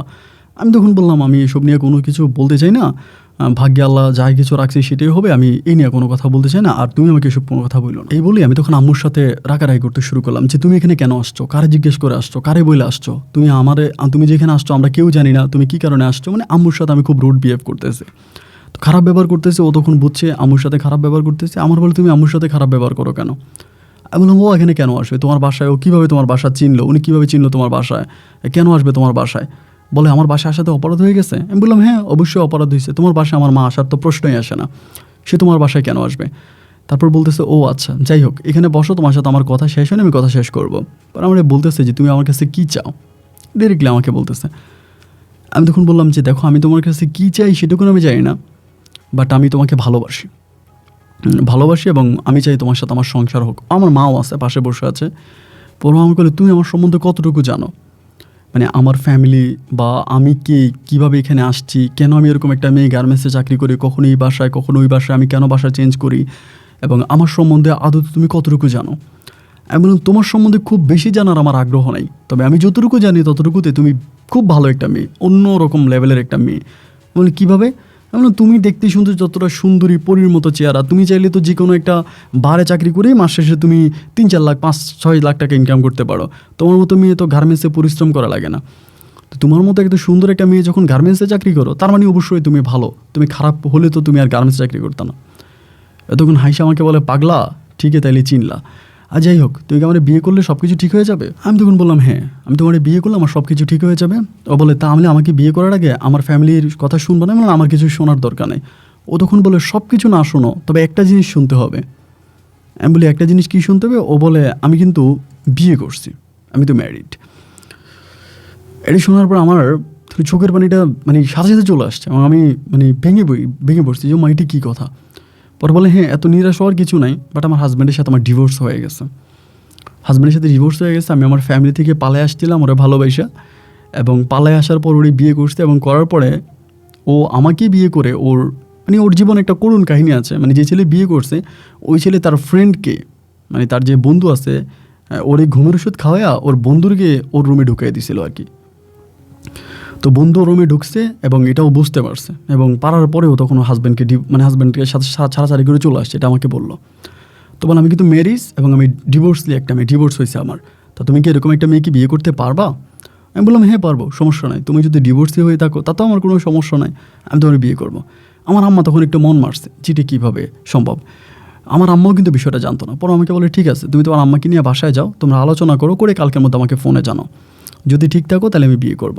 আমার আম্মা তখন বলছে, তোমার আব্বা আম্মা কোথায় থাকে? ও তখন হঠাৎ করে বলতেছে, দেখেন, আমার আব্বা আম্মাকে খুঁজেন না। যদি আপনার ছেলেকে ভালো করতে চান, আমাকে আপনার ছেলের বউ বানাতে চান, তাহলে আমার আব্বা আম্মারে খুঁজেন না। আপনারা আমারে বিয়ে করলে খালি আমারই পাইবেন, আমার বাপ মা, আমার পরিবার কোনো কিছুই পাবেন না। দেখেন এখন আপনারা আমারে বিয়ে করাবেন কিনা বা আপনার ছেলের জন্য আমাকে নেবেন কিনা, এটা আপনাদেরই ব্যক্তিগত বিষয়। এখন এটা আপনারা চিন্তা ভাবনা করে বলেন, আমাকে কোনো কিছু বলতে আসেন না। এই বলার পর আমি তখন আম্মাকে নিয়ে আসলাম। আম্মা তখন সিঞ্জের মধ্যে বসে বলতেছে যে, না, এই মেয়ে প্রতারক, এই মেয়ে বেইমান। আমি সারাদিন তার বাসায় ছিলাম, সে একটাবারের জন্য আমারে বলে নাই সে বিয়ে করছে, সে ম্যারিড, সে ডিভোর্সি, এগুলো সে কোনো সময় বলে নাই। এখন বলতেছে ডিভোর্সলি, এখন সে তার বাবা মায়ের ঠিকানাও দেয় না। তার মানে সম্ভবত এই মেয়ে পতিতা, এই মেয়ে খারাপ, এই মেয়ে দেহ ব্যবসা করে। আমার আম্মা এগুলো বলতেছে, মানে সিঞ্জের মধ্যে বৈশা। আমি বললাম, মা, তোমার দুইটা পায়ে ধরে তুমি একটু চুপ করো। রাত্রে বাসায় আসছি, বাসায় আসার পরও আম্মার একই কথা, মানে গ্রামে আসছি। আমার নানা তখন অনেক অসুস্থ। আমার নানার কাছে গিয়ে বলতেছে, বাবা, আপনি আপনার নাতিরে বাঁচান, আপনার নাতি এক খারাপ মেয়ের খপ্পরে পড়ছে, এটা ওইটা। মানে সারা রাত্রে আম্মা একটা ফোঁটা ঘুমায় নাই। পরে আমি দেখলাম যে না, আমার আম্মা যে পরিস্থিতি শুরু করছে, ওই পরিস্থিতির মধ্যে আম্মা কখনোই আমাকে মায়াকে বিয়ে করাবে না। পরের দিন আমি তখন বাসা থেকে পালায়া একরকম চলে আসছে মায়ের কাছে। আইসা মায়ারে বলতেছে, মায়া, আমার আম্মা তো রাজি নেই, আমি তোমাকে বিয়ে করব। ও আমারে বলে, এটা কী ধরনের কথা, তুমি আমার বিয়ে করবো, তোমার আম্মা রাজি নেই, এটা হতে পারে না। আমি তখন বললাম যে, দেখো, আমি তোমার আজকে একটা কথা বলি, তোমার বাসা থেকে আমি বেরোবো না, বেরোবে আমার লাশ। আমি আজকে তোমার বাসা থেকে আমার লাশ বেরোবে, আমি বেরোবো না যদি তুমি আমাকে বিয়ে না করো। আমার আম্মাকে আমি রাজি করাইতে পারি নাই, আম্মা রাজি হয় নাই, তুমি আমার বিয়ে করো। এভাবে বলার পরে ও তখন মানে একটু দুর্বল হয়ে যাওয়ার পরে দুপুরবেলা বলে, ঠিক আছে, কাজ নিয়ে আসো। পরে আমি গার্মেন্টসে যে মেয়েদের সাথে চাকরি করতাম, ওই গার্মেন্টসে 4-5টা বন্ধুবান্ধব নিয়ে তখন তারা কাজে নিয়ে ওর বাসায় আসছে। ওর বাসায় আসার পরে সেখানে আমাদের রেজিস্ট্রি হয়েছে, বিয়ে হয়েছে। আর আম্মু তো খুব রাগারাগি আম্মু। পরে বিয়ের সাথে হওয়ার পরে রাতের বেলা আমার আম্মা আমার বোনদেরকে নিয়ে বাসায় চলে আসছে। তো তারা আসার পরে আমার বন্ধুবান্ধব ছিল যারা গার্মেন্টসে আমার সাথে চাকরি করতো, ওরা আম্মুরে বুঝাইছে, আমার বোনদেরকে বুঝাইছে যে, দেখেন, ও তো বিয়ে করে ফেলছে, এখন আর এগুলো বলে লাভ নাই, এখন সব কিছু ঠিক হবে। আমার আম্মা বলে, কারে বিয়ে করলো? ডিভোর্সি একটা মেয়ের বাপের ঠিকানায়, মায়ের ঠিকানায়, ঘর নাই, বাড়ি নাই, মেয়ে হোটেলে থাকে, এরকমভাবেই বলতেছে। কিন্তু এই যে মায়া কথাগুলো শুনতেছে, মায়া কিন্তু স্পষ্টভাবে সব কথা শুনতেছে, কিচ্ছুও বলে না আমার আম্মাকে। যাই হোক, একটা পর্যায়ে তখন আম্মা বললো যে একটা পর্যায়ে সব কিছু ঠিক হলো। আমি ওর সাথে থাকতে শুরু করলাম এখানে শহরেই। আম্মা আবার গ্রামে চলে গেছে। আমার বোনদেরকে নিয়ে আবার আম্মার সেই পুরনো অসুখটা আবার দেখা দিছে। তো ও আর আমি যে টাকা বেতন পাই, দেখা যায় সব থেকে আমার আম্মার পিছনে চলে যায়। তখন ও আর আমি একসাথেই থাকতাম। আমি তখন বাসাটা চেঞ্জ করে নতুন একটা বাসা নেই, মানে মিডল ক্লাসের একটা বাসা নেই, মোটামুটিভাবে ভালো। ওই বাসায় থাকি, ও যে বেতন পাইতো ওইটাও আমাকে দিয়ে দিত, আমি আম্মুর জন্য পাঠাইতাম, আমারটাও আমি আম্মুর জন্য পাঠাইতাম।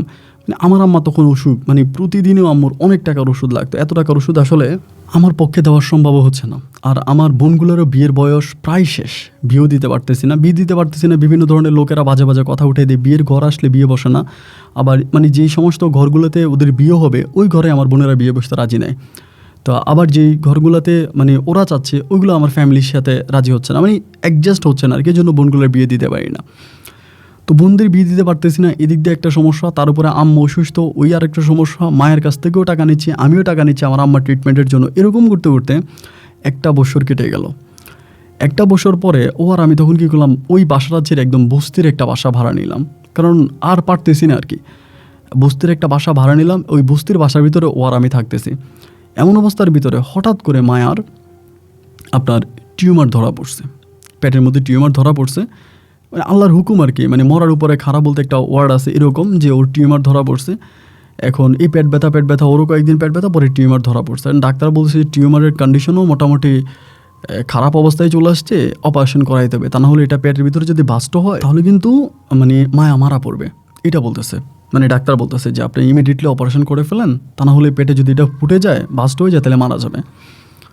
এখন ওর অপারেশন করানোর জন্য কথা বলছিলাম, যেই টাকার কথা বলতেছে, মানে যে টাকা লাগবে, আমার পরিবারের পক্ষে এই টাকা দেওয়া কোনোভাবেই সম্ভব নয়, কোনোভাবেই আমার পরিবারের পক্ষে বা আমার পক্ষে এই টাকা দেওয়া সম্ভব নয়। কিন্তু এখানে একটা বিষয় অবাক করার মতো এটা, যে মায়ার যখন টিউমার হয়েছে, মানে ওর একটা মরণভীতি, এটা ওই সময় মরণভীতি ছিল, এরকম একটা রোগ হয়েছে ওর, আমরা সবাই টেনশন, আমার মা পর্যন্ত কান্নাকাটি করতেছে, বোনেরা কান্নাকাটি করতেছে, আমি কান্নাকাটি করতেছি, ও খুশি। মানে ওর মনে বিন্দু পরিমাণের কোনো রকমের টেনশন নাই, কোনো চিন্তা নাই যে ওর পেটে টিউমার হয়েছে, ও মারা যেতে পারে, এগুলো নিয়ে ওর কোনো মাথা ব্যথা নাই। মানে ও ওর জায়গায় দিব্যি ঠিক আছে, যে যা আছে ভাগ্যে তাই হবে, ও কোনো কিছু বলে না। মানে ও আরও খুশি, মানে টিউমার হওয়া তো আরও খুশি। এটা কী ধরনের কথা, তোমার পেটে টিউমার হয়েছে, তুমি কান্নাকাটি করার কথা, তুমি টেনশন করো, তুমি বলো, ও বলে ভালো হয়েছে, এগুলোও বলে। পরে ভাই অপারেশন করাইতে পারি না, পরে তার পেটের ব্যথাটা এতটা তীব্র হয়ে গেছে যেটা আসলে আমি আর নিতে পারতেছি না। তো আমরা যে বাসায় ভাড়া থাকতাম ওই বাসায় গেদা কাকা বলে একজন বাড়িওয়ালা ছিল, মানে আমরা চিটংয়ের বাসায় বলি জমিদার ছিল। ওই গেদা কাকা আমার বউ মায়ার অনেক পছন্দ করতো, মানে উনি মায়ের অনেক পছন্দ করতো বলতে মেয়ে হিসাবে না, ওনার অনেক বয়স হয়েছে, বয়স্ক মানুষ, উনি মায়ারে অন্যভাবে পছন্দ করতো, মানে অন্যভাবে পছন্দ করতো, এরকম একটা বিষয়। তা আমি ওনার কাছে গেছিলাম, ওনার কাছে টাকা আছে, আমি ওনার কাছে গেছিলাম যে আপনি তো মায়ের অনেক পছন্দ করেন, আমার কয়টা টাকা দেন, আমি মায়ের অপারেশনটা করাই, না হয়তো মারা যাবে, আমি এরপরে আপনার টাকাটা আস্তে আস্তে গার্মেন্টসে চাকরি করে শোধ করে দিব। উনি আমারে বলে, একটা গরু তোর কাছে আছে যেটা দুধ দেয়, তুই খাস, গরুটা যদি অসুস্থ হয়ে যায় তো অন্যের কাছ থেকে টাকা না নিয়ে গরুটা বিক্রি করে দে, ভালো মালিক দেখে গরুটা বিক্রি করে দে, এতে হবে কি যে তোর গরুটাও ভালো থাকবে, ভালো মালিকের কাছে গেলে, এবং তুইও গরুটা বিক্রি করে কটা টাকা পাইলি, অন্যের কাছ থেকে ধার করে গরু চিকিৎসা করিস না, এভাবে আমারে বলে। মানে ওনার কথাটা, উনি খুবই যুক্তি দিয়ে কথা বলতো, ওনার কথাটা শোনার পর আমার মানে হঠাৎ করে আমার হাত পা ঠান্ডা হয়ে গেছে, কিন্তু কী বলে। আমি বললাম যে কাকা, গেদা কাকা, আপনার কথা তো বুঝি না, আপনি আমার কী বলতে চাচ্ছেন, কী বলেন। আমাকে বলে যে তোর বউরে অন্য কোথাও বিয়ে দিয়ে দে, চিকিৎসা করাবি, অপারেশন হওয়ার পর তো আর গার্মেন্টসে চাকরি করতে পারবে না, কয়দিন খাওয়াইবি ওইটারে, আর তোর মাই তো এমনি বিয়েতে রাজি হয় নাই, এখন তো আর ঝামেলা। আর আমি বললাম কী বলেন আপনি, আমার বিবাহিতা বউর এখন কে বিয়ে করবে। উনি বলে আমি করব। আমি যে কাকে এটা আপনি কী বলেন, বলে হ তোর বউরে আমার খুব পছন্দ হয়, ওসে লম্বায়, আমার ভাল লাগছে, আমি ওরে বিয়ে করব, তোরে আমি একটা অফার দিই, তোর একটা প্রস্তাব দিতে রাখবি কিনা দেখ। আমি বললাম যে কী প্রস্তাব। উনি আমার বলে তোর দুইটা বোন দেখছি, তোর মা দেখছি, আর তোর ভাইয়ের একটা তো চলেই গেছে বিয়ে করে, তোদের খোঁজ খবর নেয় না, আর তোর বাবাও তো খুব ভাবে তোদেরকে ছেড়ে চলে গেল, আর এই মেয়েটারে তুই বিয়ে করছিস বেশি দিন হয় নাই, আমার মেয়েটার অনেক ভাল লাগছে, মন থেকে আমি মেয়েটারে চাই, ওর অপারেশন আমি করাবো, শুধু অপারেশন করাবো না, আমার 22 তারা থাকে দুবাই, তোরে আমি ভিসা করে দুবাই পাঠাই দিব, তুই দুবাই চলে যা, দুবাই গিয়া ওইখানে টাকা পয়সা কামায় তো দুইটা বোনের বিয়ে দে, তোর সংসারটা তুই সুন্দর কর, নিজের ফিউচারটা সুন্দর করে একটা ভালো মেয়ে দেখে বিয়ে কর, আর এই মায়া তো তোর বয়সেরও অনেক বড়, ওর সাথে তো তোর যায় না। তাই আমি বললাম আপনি আমাকে এরকম প্রস্তাব দিতেছেন, তাহলে আমি কী করবো, এটা আপনাকে কেন বলছেন। উনি বলে এই কাজটা যদি করস তোর কিছুই করা লাগবে না, তুই শুধু মায়ের ডিভোর্স দিয়া তুই মায়ের ডাইখা চলে যাবি, বাকি যেটা করা দরকার এটা আমি করবো। মায়া এক রাত আমার সাথে থাকলে পরের দিন আমার স্বামীকে ডাকবো, তোর কথা আর ওর মনে থাকবো না। আমি বললাম, কাকা আপনি এটা কী ধরনের কথা বলেন? উনি আমাকে বলে, আমি কথাটা বললাম, তুই ঠান্ডা মাথায় চিন্তা কর, যদি তুই রাজি থাকস মায়ার ওষুধ বেড়ে খাওয়ানোর লাইগা টাকাটুকু আমি দিতেছি, তবে মায়ার অপারেশন হওয়ার আগেই কিন্তু তোমাকে বাংলাদেশ ছেড়ে চলে যেতে হবে। আমি তোর পাসপোর্ট করাবো 2 দিনের ভিতরে, আমি তোর পাসপোর্টে ভিসাও লাগাই দিব, তোর আমি পাঠাই দিব, তুই খালি মায়েরা রেখে চলে যাবি। এরপরে বাকিটা আমারটা আমি বুঝবো, আমার বউরে আমি কেমনে ঠিক করবো এটা আমি বুঝবো, তুই ওরে ডিভোর্স দিয়া চলে যাবে। আর ডিভোর্স বলতে আমাদের তো ওরকম কোনো বিয়ে হয় নাই, কারণ ওর তো ওরকম কোনো ঠিকানা ছিলই না। মানে এটা কি আসলে বিয়ে আদৌ বিয়ে বলে কিনা আমি সেটাও জানি না। পরে আমি বাসায় গেলাম, বাসায় যাওয়ার পরে চিন্তা করতেছি, যে কথাটা আমার বললো এটা আমি চিন্তা করতেছি করে পরের দিন আমি তখন বাড়িতে গেছি। বাড়িতে গিয়া আমার আম্মার সাথে বসছি। আমারে বলার পর আম্মা এক কথায় রাজি হয়ে গেছে।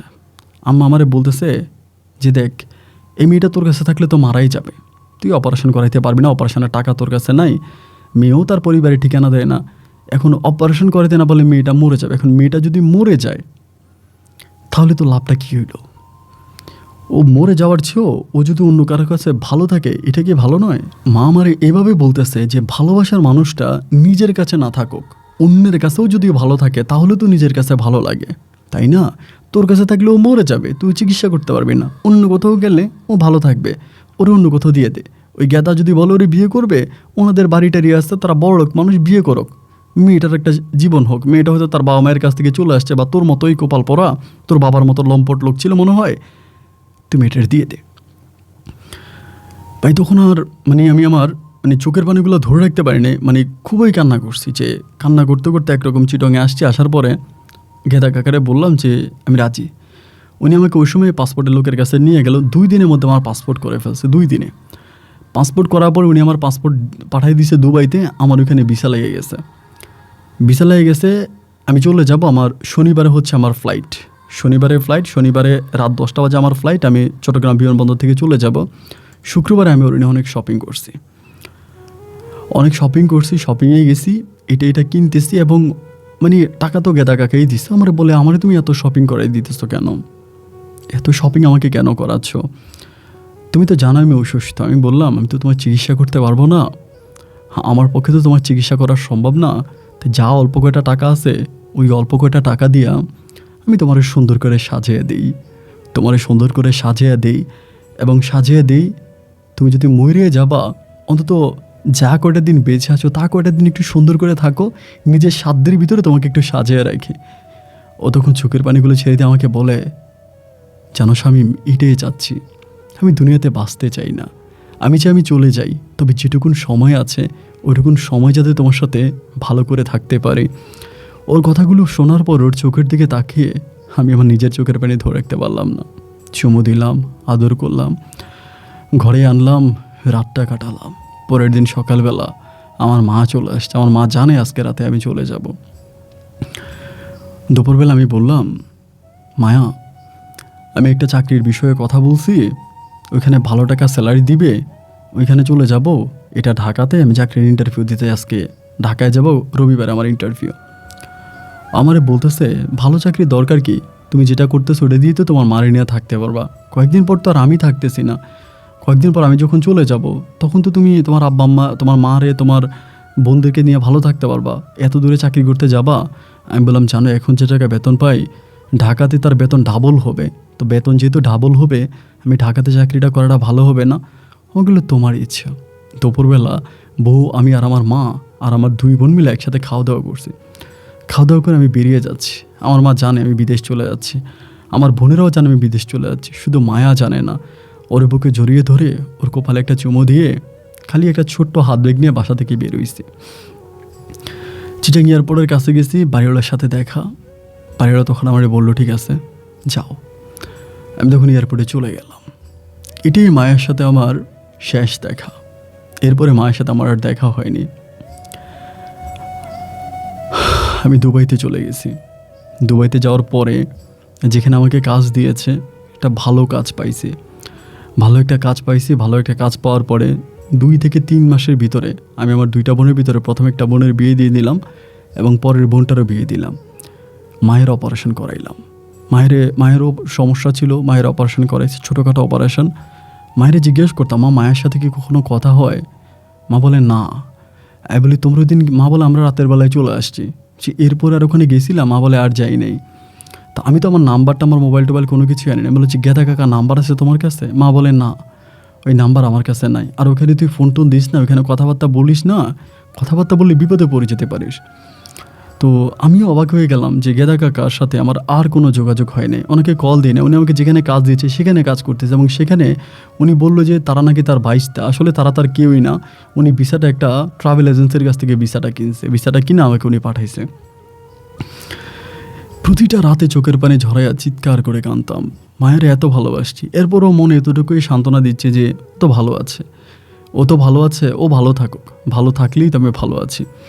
এমন করে কাজ করতেছি, 2টা বোনের বিয়ে দিলাম, টুকিটাকে টাকা পয়সাও কামাইলাম। প্রায় 1 বছরের মতো আমি দুবাইতে ছিলাম।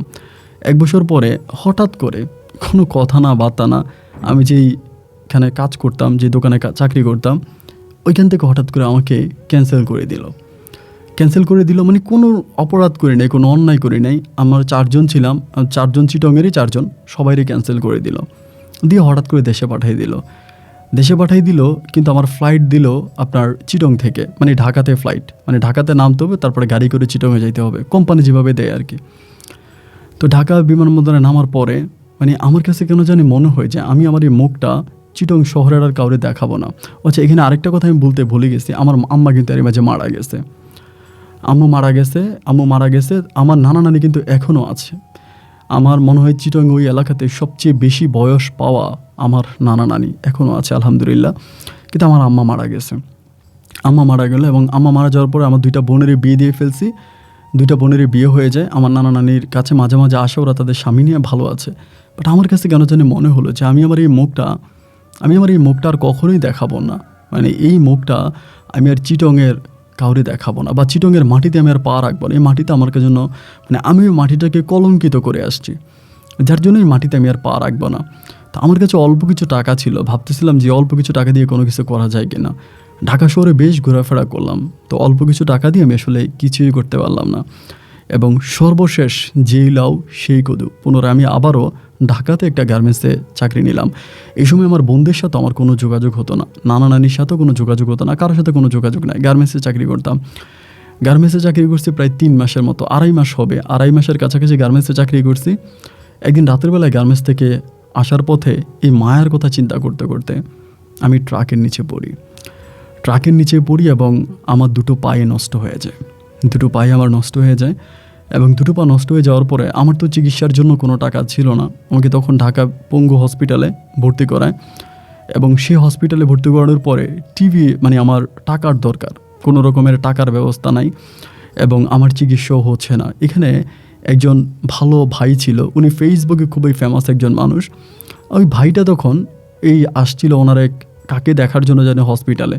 পরে এখানকার মানুষ যারা ছিল তারা বলছে ছেলেটা চিকিৎসা হয় না, এইভাবে পড়ে আছে, আর যদি চিকিৎসা হইতো। ওই ভাইটা তখন আমার এই পঙ্গুর ছবিটা উঠায়া উনি তখন ফেসবুকে এটা শেয়ার করেন যে ভাইটা হসপিটালে পড়ে আছে, গার্মেন্টস কর্মী, 2টা পা কেটে ফেলছে, চিকিৎসা হচ্ছে না, মারা যেতে পারে, যদি পারেন আপনারা সাহায্য করেন। সেখানে ওইখানকারই একটা বোনের নাম্বার দিয়ে দেয়, ওই হসপিটালের একটা বোনের বিকাশ নাম্বার দিয়ে দেয়, এবং এই ছবিটা ভাইরাল হয়ে যায়। প্রচুর টাকা আসে ওই বোনের বিকাশে, এবং টাকা আসার পরে যেদিন উনি এটা ছাড়ে তার প্রায় আপনার 6 দিন পরে, এবং 6 দিনের মাঝে কিন্তু প্রায় 30, 50, 60 হাজার টাকার মতো চলে আসতে। 6 দিন পরে হঠাৎ করে, ও তো বেড নাম্বার, সিট নাম্বার সব কিছু দিয়েছে, হঠাৎ করে আমি দেখতেছি যে মায় আসছে আমাকে দেখার জন্য। আয়শা খুঁজতেছে যে অমুক বেডে শামীম নামের লোকরা, বেডটা কোথায়। আমি ওরে দেখার পরে মুখটা ঘুরিয়ে ফেলছি, অন্যদিকে ঘুরিয়ে ফেলছি। ওরা মুখটা দেখাইতেছে না, বলে এদিকে ফিরো, এদিকে তাকাও।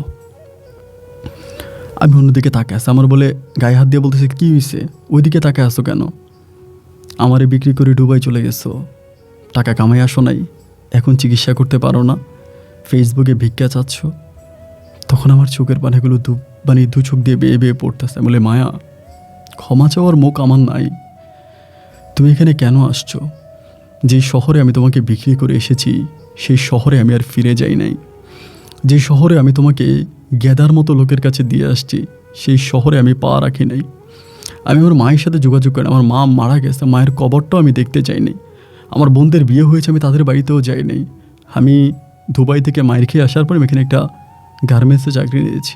ও বলে জানি, আর গার্মেন্টস থেকে ফেরার পথে অ্যাক্সিডেন্ট হয়েছে, এটা ফেসবুকে দেখেছি। চিকিৎসা হবে, তোমার অপারেশন হবে। আমি বললাম গেদার টাকায় আমি আমার অপারেশন করব না। আমাকে বলে আমাকে তো কম কষ্ট দেও নাই, আরও কষ্ট দেওয়ার বাকি আছে, আরও কষ্ট দিবা। আমি বললাম দেখো, আমি গেদার টাকা চিকিৎসা করতে চাই না। ও আমার মাথায় হাত দিয়ে বলল এটা গেদার টাকা না, এটা আমার টাকা। আমি বললাম মানি? ও বলে অপারেশন হোক, তুমি সব কিছু জানতে পারবা। এবং একটা সময় ঢাকা ওই পঙ্গু হসপিটালে আমার অপারেশন হলো। অপারেশন হওয়ার পরে আমাকে তারা পা লাগাই দিল, একদম উপর থেকে পা লাগাই দিছে, কৃত্রিম পা যেটা, ওইটা লাগাই দিছে। দুইটা পা লাগাই দিছে। দুইটা পা লাগিয়ে দেওয়ার পরে আমি সুস্থ হয়েছি এবং আমার বোনদেরকে খবর দিয়েছে। আমার 2 বোনও এখানে আসছে আমাকে দেখার জন্য। তারা তারা আবার চলে গেছে। আমি সুস্থ হইলে চিটংয়ে ফিরবো। পরেও আমারে বলতেছে যে বাসায় চলো, ঢাকাতে আমারে বলতেছে। আমি বললাম যে বাসায়, কোন বাসায় যাব? তুমি গেদার সাথে থাকো না? ও বলে গেদাকে বাসায় চলো, আমার বাসায় চলো। ও তখন আমাকে কালো একটা ল্যান্ড ক্রুজার, যেটার বর্তমান প্রাইস প্রায় 1.5 কোটি টাকার মতো হবে, ওইরকম একটা গাড়ির মধ্যে আমাকে উঠাইলো। আমি এই গাড়িতে দুবাইতে উঠেছি, বাংলাদেশে উঠি নাই। গাড়ির মধ্যে উঠেও তখন আমাকে উত্তরার একটা বাড়িতে নিয়ে গেল, বিশাল একটা বাড়ি। ওখানে নিয়ে যাওয়ার পরে আমাকে নামাইলো, বাড়ির ভিতরে নিল। একজন বয়স্ক মহিলা আছে, মহিলাটারও মা ডাকলো। ডাকার পরে মহিলা আইসলো, আইসা আমার ভিতরের দিকে নিয়ে গেল। আমার ওইখানে রাখলো, আমার খাওয়া দাওয়া দিতেছে, আমার সেবা যত্ন করতেছে, কিন্তু আমি বুঝতে পারতেছি এটা কার বাসা। একদিন পরে ওটা জিজ্ঞেস করলাম, মায়া এই বাসাটা কার? আমাকে বলে এটা আমার বাবার বাসা। তোমার বাবার বাসা? এই বিল্ডিংয়ের মালিক তোমার বাবা? ও বলে হ্যাঁ। আমি বললাম যে গাড়ি দিয়ে আমরা আসছি? বলে এটা আমাদের গাড়ি। সে মায়া কি বলতেছো তুমি এগুলা? তোমার বাবা কি করে? ও বলে আমার বাবা একজন বিজনেসম্যান, ব্যবসা করে দেশের বাইরে। আমি তখন বললাম তো তুমি গার্মেন্টসে চাকরি করছিলে কেন? ও বলে সুস্থ হও, জানতে পারবা। হ্যাঁ বলে না, আমাকে এখনই বলতে হবে, তুমি গার্মেন্টসে চাকরি করছিলে কেন? তুমি চিটংয়ে গেছিলে কেন? কি হয়েছে আমাকে বলো। তখন জানতে পারি ওর বাবা আমার বাবার মতোই ছিল, বউয়ের সাথে খারাপ ব্যবহার করতো এবং ওর বাবার অত্যাচারে ওর মা ফাঁসি দিয়ে মারা যায়। এবং ওর বাবা সেকেন্ডলি আরেকটা মহিলাকে বিয়ে করে, যেটা এখন আছে, এটা হচ্ছে সৎ মা। ওইখানে ওর অনেকগুলো সৎ ভাই বোন হওয়ার পরে সৎ মায়ের কাছে প্রতিনিয়ত নির্যাতিত হতো, যার জন্য আরেক বড় লোকের ছেলের হাত ধরে, চিটংয়ের এক বড় লোকের ছেলের হাত ধরে তখন বাসা থেকে পালিয়ে যায়। এবং বাসা থেকে পালিয়ে দীর্ঘ প্রায় 8 মাসের মতো ওই ছেলের সাথে সংসার করে। 8 মাসে ওই ছেলে তার উপরে এমন বর্বর নির্যাতন করে, যেটা মধ্যযুগীয় কায়দার চেয়ে আরও বেশি মারাত্মক। ওকে ওই ছেলে তার বন্ধু দিয়ে পর্যন্ত দর্শন করে। একটা বার যতক্ষণ এই বাসা থেকে পালিয়ে যায়, বাসা থেকে পালিয়ে ওই পোড়ামুখ আর বাবাকে দেখাতে আসেনি, কারণ ওর বাবা তো ছিল মানুষরূপী একটা অমানুষ, আর তিনি তখনও দেশের বাইরে থাকতো। যদি ওর বাবার নাম্বার ওর কাছে ছিল, ডিরেক্টলি কন্ট্রাক্ট নাম্বার ছিল, পরে ও আর বাবার সাথে যোগাযোগ করে নাই। সেখান থেকে নিজের পায়ে দাঁড়াইছে, এই গার্মেন্টস লাইনে চাকরি করার জন্য আসছে। নিজের কিছু টাকা ছিল, ওগুলো খরচ টরচ করে গার্মেন্টসে চাকরি করছে। আমি বললাম সবই বুঝলাম, কিন্তু আমি তো তোমাকে গেদার কাছে বিক্রি করে গেছিলাম, এরপরে তুমি কিভাবে আসলা বা কিভাবে এইখান পর্যন্ত কিভাবে কি হলো? আমাকে বলে আমি সব কিছুই জানি। তুমি যে আমাকে গেদার কাছে বিক্রি করবা এটাও আমি জানি। তুমি যে ওর কাছ থেকে টাকা নিয়ে দুবাই যাচ্ছ সেটাও আমি জানি। আমি তোমার স্বপ্নটাকে ভাঙতে দেই নাই। আমি তোমার স্বপ্নটাকে ভাঙতে দিলে তুমি গেদার কাছ থেকে টাকা নিচ্ছ এটাও আমি জানি। তুমি যে আমার কাছ থেকে বিদায় নিয়ে চলে যাবা, তুমি যে বিদায় নিচ্ছ, তোমার মা তোমার 2 বোন তোমাকে দেখতে আসছে, তুমি যে ঢাকায় যাবা চাকরি ইন্টারভিউ দেওয়ার জন্য, তারা আসছে, তোমার মা ব্যাগ ভরে তোমার জন্য হাঁসের মাংস নিয়ে আসছে। আমি কি বুঝি না? আমি সবই জানতাম। আমি তারপরেও কিছু বলি নাই। আমি বললাম তারপর? আমাকে বলে তুমি যখন বেরিয়ে গেছো আমি তখনই আমার বাবাকে ফোন করছি, যে বাবার আমি জীবনে কখনোই ফোন করব ভাবি নাই। সে রাতে আমি আমার বাবারে ফোন করি। ফোন করে বাবারে বলি বাবা আমি এই জায়গায় আছি। আমার বাবা তখন বাংলাদেশে ছিল। মুহূর্তের মধ্যে বাবা তোমাদের ওই লোকাল থানার যে পুলিশ ছিল, পুলিশকে ফোন করে আমার মেয়ে জায়গায় আছে, তাকে প্রোটেকশন দেন। পুলিশ আমাকে ওখানে প্রোটেকশন দিয়ে আমার বাবার কাছে পর্যন্ত আনে। আমি বললাম তাহলে গেদা? ও বলে হ্যাঁ। এমন আর ক্ষতি করি নাই, তোমার যে টাকা দিয়ে দুবাই পাঠাইছে ওই টাকা আমি আমার বাবার কাছ থেকে নিয়ে ওনাকে দিয়ে দিয়েছি। এবং আমার বাবার মাধ্যমে আমি অপারেশন হয়েছি, আলহামদুলিল্লাহ আমি এখন ভালো আছি। আমি বললাম মায়া, তাহলে তুমি এতদিন তোমার বাবাকে ফোন দিয়ে তো তুমি অপারেশন করতে পারতা, অপারেশন কেন কর নাই? আমাকে বলে সত্যি কথা বলবো? আমি বলে বলো। ও বলে আমি আসলে বাঁচতে চাই নাই, আমি আসলে বাঁচতে চাই নাই, আর বাঁচতে চাই নাই বলেই আমি আমার বাবাকে ফোন করি নাই। আমি চাচ্ছিলাম তোমার কোলে মাথা রেখে আমি মরে যাই, কিন্তু যখন তুমি আমাকে ছেড়ে চলে গেলা, এই টাকার জন্য তুমি আমাকে অন্য কারো কাছে দিয়ে দুবাইতে চলে গেলা, তখন তোমার বউ তার সতীত্ব রক্ষা করার জন্য তোমার শ্বশুরকে কল করেছি। আমি বললাম মানি, আমি না তোমাকে ছেড়ে দিয়েছি? ও বলে এক পক্ষ থেকে ছাড়লে তো ছাড়া হয় না, আমি তো তোমাকে ছাড়ি নাই, এখনও তুমি আমার স্বামী, আর স্বামী হয়েই তুমি সারা জীবন আমার সাথে থাকবা। আজও আমি আমার 2টা পঙ্গু পা নিয়ে আমার শ্বশুর বাড়িতে রাজার হাওলাতে দিন কাটাচ্ছি, অনেক ভালো আছি, এবং আল্লাহ যে এতটা ভালো রাখবে তা কখনো স্বপ্নেও চিন্তা করতে পারিনি। আমি এতই ভালো আছি যে আমি নিচে আমার বাবাকে দেখার জন্য কানাডাতে গিয়েছিলাম। কানাডাতে যাওয়ার পরে আমার ভাই বোন পেয়েছি, কিন্তু আমার বাবা কানাডাতে মারা গেছে। আমার বাবার ওই মৃত্যুর খবর আমার চাচা জেঠারাও জানতে পারে নাই, কেউ জানতে পারে না। আমার বাবা কাউকে বলে না। আমার ওই মা কানাডায় আমার বাবাকে মাটি দেয়।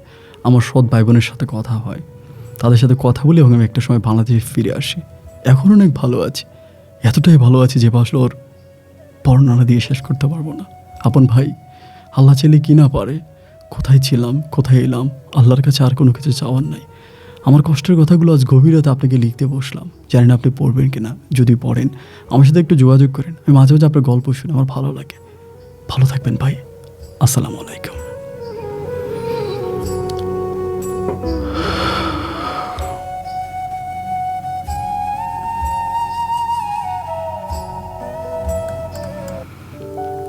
তালি দিলাম ভাই, আজকের গল্প আমি নিজেই তালি দিতে বাধ্য হলাম। আসলেই আল্লাহ চাইলে কি না পারে।